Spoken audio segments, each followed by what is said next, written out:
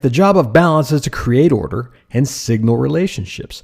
In layouts like this is the Drudge Report, which has been around for a long time and is notorious for its purposeful bad design. There's an argument to be made that, hey, it's been around for a long time and it hasn't really suffered. But that doesn't mean that it can't be improved. That doesn't mean that it couldn't be easier to use. That doesn't mean that it couldn't be even more meaningful to its audience. There's really kind of no excuse for that. Everything could always be better. So just saying, oh, well, it's been that way forever and it works, it's a poor excuse. You can always serve your audience better. And here's how the Drudge Report could do that by making very, very minimal changes.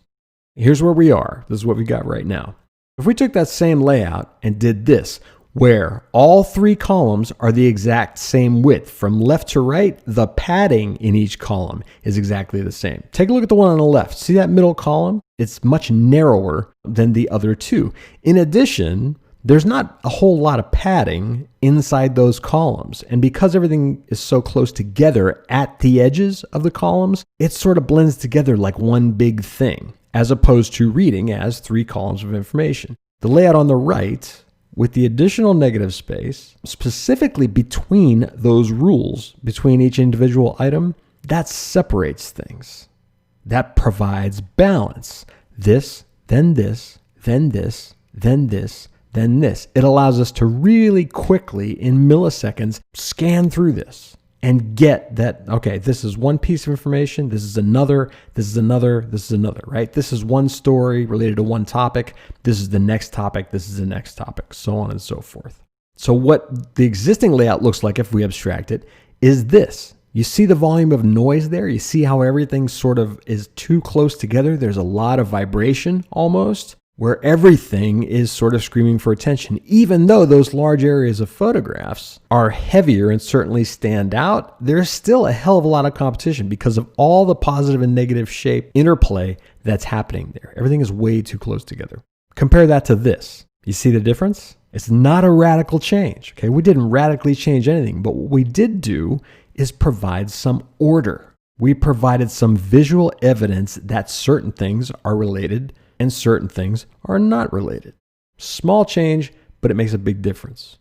Now, if we take this one step further, okay, this is our improved layout with improved balance, improved negative space. If we take that and get rid of the rules, we get this.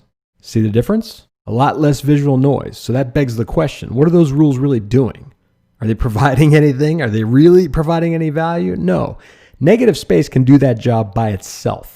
All right, the channels that are created vertically and horizontally are enough for the brain to separate things. And again, quickly step through and say one topic, next topic, next topic, next topic. Cognition is a lot faster. And again, I want to stress that we didn't make any radical changes here.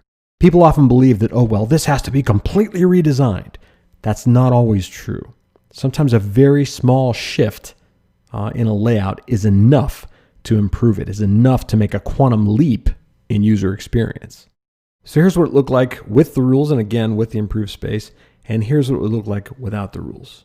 Much cleaner, especially because the text is underlined, the links are underlined already. Those extra rules are just distraction. They don't really serve any purpose. Logically, okay, a designer or a developer will think to themselves, well, if I put a rule around this, that automatically separates it. Sometimes that's true.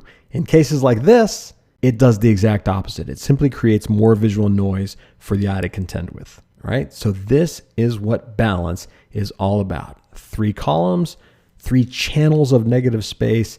Everything is ordered. Everything feels balanced, and that balance improves cognition.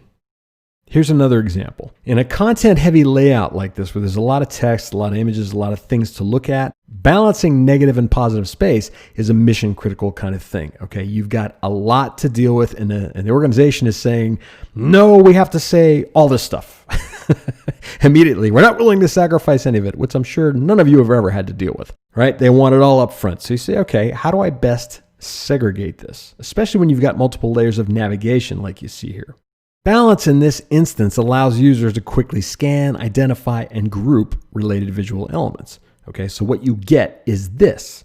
chunks of information, each one held together by their closeness to one another, but also similarities in shape, in size, balance between those negative space channels we talked about, and I'll show you exactly what I'm talking about in a minute.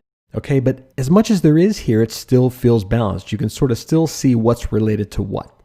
The negative space here is working the signal visual hierarchy, using size, using weight, using alignment, and we will touch each one of those principles during this course. So what you're looking at from a negative space perspective is this. These boundaries are working to define and group visual information. So here's a situation where the negative is actually more important than the positive. These channels that you see here, all right, these dark areas lead the eye through the layout. If you follow those arrows, this is what happens. You go across and down constantly, across and down, across and down, across and down, across and down. So that balance that we've created with these shapes, okay, the attention that we've paid to how this information is positioned, grouped, and how the containers work, all works to, again, speed cognition, improve our ability to quickly scan, read, understand, comprehend, and eventually act on what we see.